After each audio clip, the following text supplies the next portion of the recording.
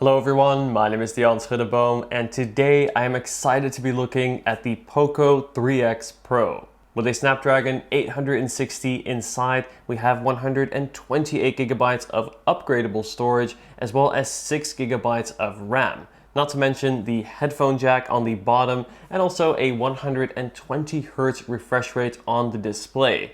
Now, what this all means is that for $200, this may just be the best budget Android phone out right now. So as my channel grows, I want to broaden the scope of products that I look at, and a big part of that is going to be Android phones. So I'm really excited to be starting this off with the POCO X3 Pro. I've heard a lot of great things about this phone, and I'm really excited to see if it lives up to everything I have heard.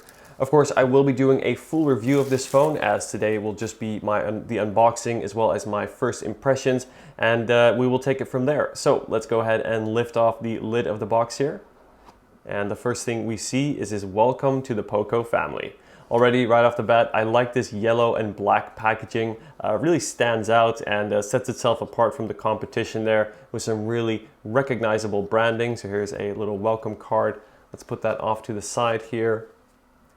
And underneath we have a little lid here, lid to lift off.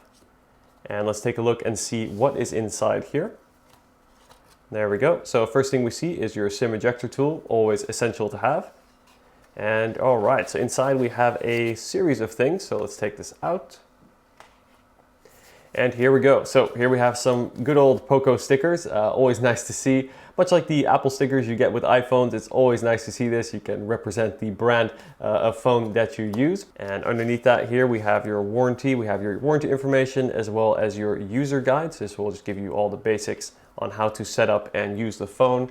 And finally, to my surprise, we actually have a case included. Now, this is something that I definitely don't expect, and certainly something that is new to me, coming more to the Android side of things. But this is a really nice touch. So it looks like we have a soft, see-through clear case here, which looks like it's going to definitely serve its purpose, be a good starter case. So very basic, but definitely functional. So right off the bat, you can protect your phone with an included case, which is always nice to see.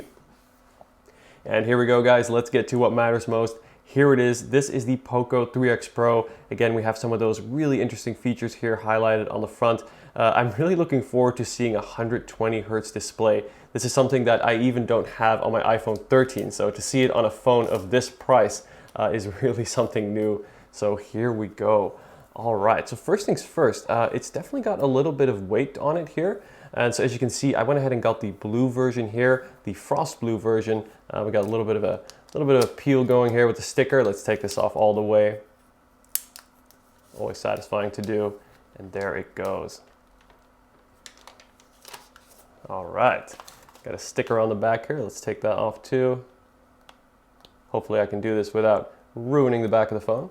All right, wow, it's been a while that I've seen a phone with a flashy color like this. You know, I'm very used to the darker or just the plain white colors or the grays, but this really stands out and looks quite nice. It has a little bit of a gradient to it as I look at it, just based on my first impressions here. You have this slightly lighter blue on the top as it kind of goes down to a more darker, more ocean blue, I guess you can say, from a sky blue to more of an ocean blue.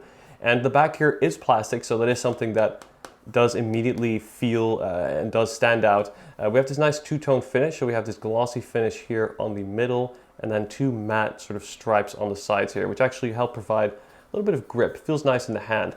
And here we go. Here is the front of the phone here. So in terms of the display, we have a 6.67-inch IPS LCD display. So this is not an OLED panel, but again, for this price range, I really cannot complain.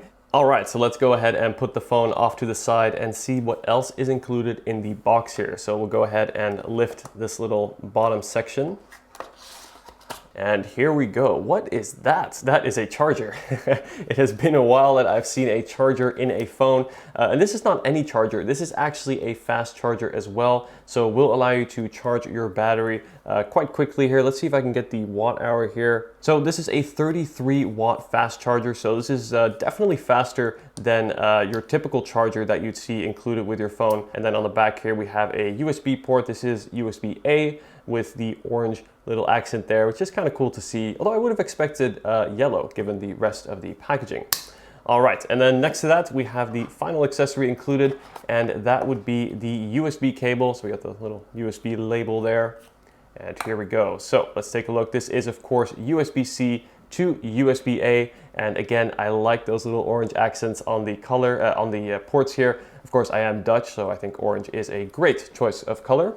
So while I go ahead and power up the phone for the first time here, let's go ahead and take a tour around the device. So again, on the front here, we have that 6.67-inch IPS LCD display panel. And this also does have 120 Hz refresh rate. So what this will mean is it will give you very smooth scrolling as well as animations, and hopefully make the phone feel very snappy. I'm very keen to see this. The phone already booted up very quickly. Let's go ahead and see. So on the front here, we do also have Corning Gorilla Glass 6 underneath the pre-installed screen protector. And then looking at the back of the phone, inside we have a 5120 milliamp hour battery. So that is a pretty sizable battery, even considering the size of the display. So I'm really looking forward to seeing how this will perform. Hopefully this will get me a full day of battery life that I always look for in any smartphone. Also on the back here, we have the quad camera system. So we've got 4 individual lenses, as well as the flash unit in the top left. And this is an area that I'm particularly interested in testing for my full review. And then powering the phone on the inside is the Snapdragon 860. And I do expect this chip to perform quite well, as this is apparently quite close to what a flagship level chip was from just a few years ago. So to see this on a phone of this price range is really reassuring. All right, so we're gonna go ahead and put on the fingerprint here. So as a left-handed person, I typically hold my phone in my left hand. So I wonder if I can do my index finger. That should be fine, I would imagine. There we go, added successfully. Okay, so we're gonna go ahead and press done there. So already I can see on the front, we have the small hole punch camera right there. And this is a very non-obtrusive way of having a front-facing camera. So the content literally goes around it, and this is really nice to see. And here we are, the phone is now completely booted up. And here we are running, hopefully, Android 11. And we can go ahead and launch these settings here, go back home. And already I can tell you it feels pretty snappy, just going through some of the apps here. Now, mind you, this is literally my first time owning an Android phone. So while it may look like I know what I'm doing, I guarantee I do not. No, but I have a lot to learn for my full review. And that is exactly one of the main reasons why I'm so excited to look at this phone. As for me, this really is a first-time experience handling Android on a really more personal basis. I've always been a big fan of iOS, and I've used iPhones for many different years, but I'm really keen to broaden my horizons and have a look at the Android side of things as well, as I think that is just really important. As the more exposure I have to different products, the more perspective, the broader the perspective I have, and thus the better advice I can give in my reviews to hopefully help more people make the right buying decisions. Based on what I'm seeing so far, I gotta say I am really impressed. As someone who typically uses $700, $800, $900 flagship level smartphones, it really amazes me to see what you can get for just $200 with the POCO X3 Pro. Now, these specs on paper are impressive, again, especially for the price. But specs on paper and real-world performance are two different things. So I really look forward to testing this phone, putting it through its paces for my full review.